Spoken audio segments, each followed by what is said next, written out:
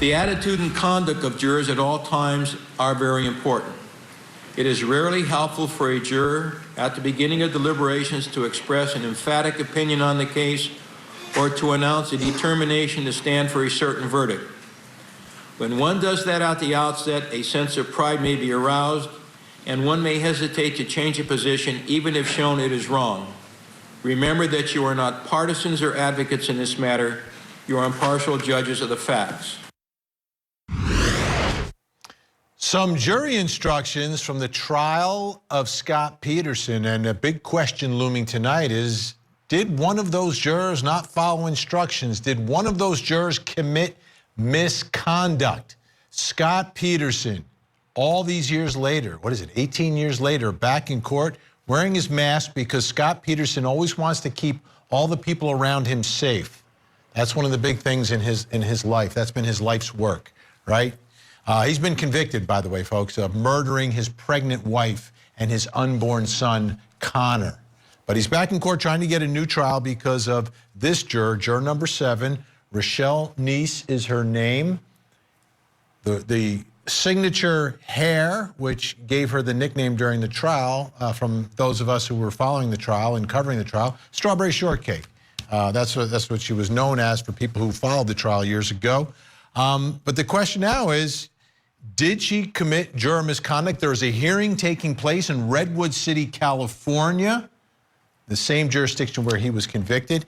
Let's bring in Court TV legal correspondent Chanley Painter, who's been listening to all of this. Chanley, let's talk about what happened today. So the defense is trying to prove to the court that Scott Peterson didn't get a fair trial, deserves a new one.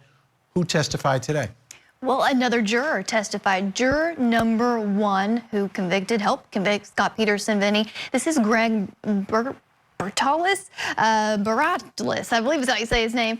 He was a juror that testified today to really contradict the testimony of Strawberry Shortcake, that juror. Here's some of the main takeaways from his testimony. He said that when Richelle was actually brought in, she was an alternate, she was brought in during the deliberations, she walked into that deliberation room and blurted out that Scott Peterson should pay for killing little man. And in his testimony, he said that all the jurors sitting there were like, whoa, whoa, whoa, before you try to give us your opinion, we have a process we're going through. He said that they were marking on a board and going through the evidence methodically before she joined the deliberations. And he said her tone when she said this was very forthright. Vinny, she seemed to be very strong-willed in her opinions throughout that process.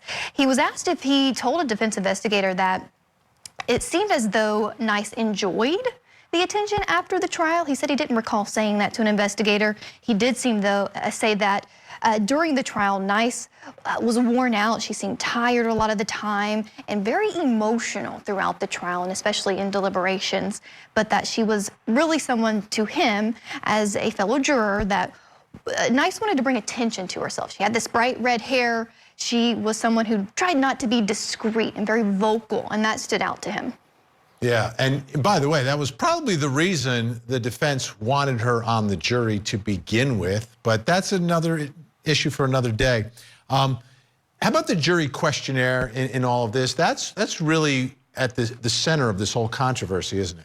It really is. This is what tipped the defense off because, again, after this conviction, she was vocal. She did a lot of interviews, Vinny, and started talking about some of her past and her experiences when she was pregnant with domestic abuse. And so then, of course, in the appeal process, the defense goes back, looks at the questionnaire. Here's 4 of the questions. Now, this is a 23-page jury questionnaire. It had 116 questions with many different subparts, but these are the 4 that they took issue with, Vinny, and essentially saying, have you ever been involved in a lawsuit? She checked no. If you were you plaintiff, defendant, both? She left that blank. The next question, have you ever participated in a trial as a party, a witness, or interested observer? She checked no.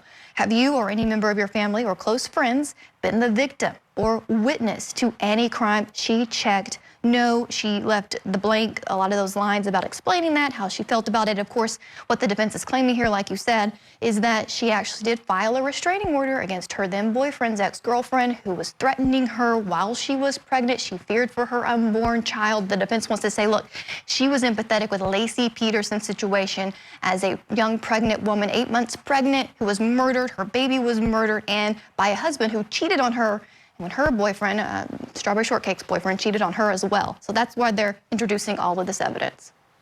Yeah, and I can see if the defense knew that, they probably wouldn't have wanted her on, but they really did want her on, not knowing that. How about any rulings today in court? Oh, yeah. So there was a big pause in this hearing. Remember, it was supposed to last through the rest of the week with defense calling witnesses, Vinny. Well, they put a pause on that today because of, well, several reasons. One of the witnesses has to quarantine because of COVID, but also the defense came across some last-minute information and wanted to subpoena one of their witnesses' records. So there is a filmmaker that interviewed Richelle over the years. They want to contradict the fact that she was talking about a book deal, Vinny, during the trial before there was even a conviction, and that to show some financial motive for her. Also, I mentioned that boyfriend she had back then, Eddie Whiteside was his name. They can't find him, Vinny. They're trying to subpoena him as a witness to contradict this story that Nice is saying, but they have until March 3rd to find him, subpoena him, and then of course they're not going to call the People magazine writer we talked about yesterday. They're stipulating to a lot of these things, Vinny, even so much so that the prosecution, the People, are not going to call any witnesses, what they told the judge before she paused this hearing, and it will resume March 24th. All right, March 24th. Excellent. Chanley Painter, thank you so much. Great information tonight. Let's break it down. Let's bring back in our think tank. Michael Sterling, Ann Bremner, Rick King with us. Ann Bremner and I were both out there for this trial, for the prelim, all of it.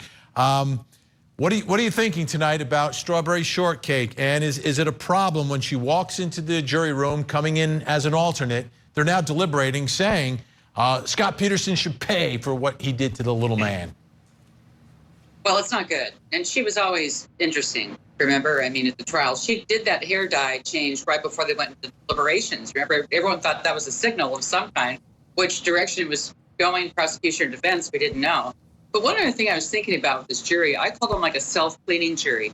They kept kicking off other juror members, remember, during deliberations. You know, they were so careful about any kind of misconduct or anything. There was one juror that took way too many notes and was way too critical, way too meticulous, and he was, as I remember, taken off the jury. So that was the original foreman. The original foreman of the jury was kicked out. There was a mutiny. There was a mutiny by the other 11 jurors. They kicked him out. Yes, yeah. So you think, you know, if she was acting in a way that was offensive to other jurors, you'd think we would have heard it back then, right? 18 years ago. But we didn't. And of course, you and I were there through all of it. And the only other thing I can think of is that McDonough case that says you're entitled to a fair trial, but not a perfect trial. And to invalidate a trial based upon a juror's mistaken, although incorrect answer in jury selection is asking for more perfection than the legal system is willing to give. And that keeps coming in my mind in terms of what she's saying, you know, the position she's taking right now as a juror. Boy, that was a long time ago. Yeah. It's just hard to believe, isn't it? Rick, your thoughts about the way she answered that questionnaire. She filed for a restraining order, and probably a little confusing for a non-lawyer because she said no to a lawsuit, no to the trial, but no to being a victim. Do you think this is enough? Because I think if they knew what she had been through, I don't think the defense would have kept her on this jury. They would ask for her to be dismissed. Right, from the defense perspective, yes. Clearly, had they known those things ahead of time, they wouldn't have wanted her on there. But I think by the way she's answering the questions and saying that she was unaware of that's what that meant, it's going to be difficult, I think, to overcome that portion of what she's saying, because ultimately they can't prove that she did it intentionally, and so she's going to say, "Hey, I did it by accident. I didn't know." And so that's why I answered this way. And I think those answers are going to carry the day. All right, we got a lot more to get to. Still ahead.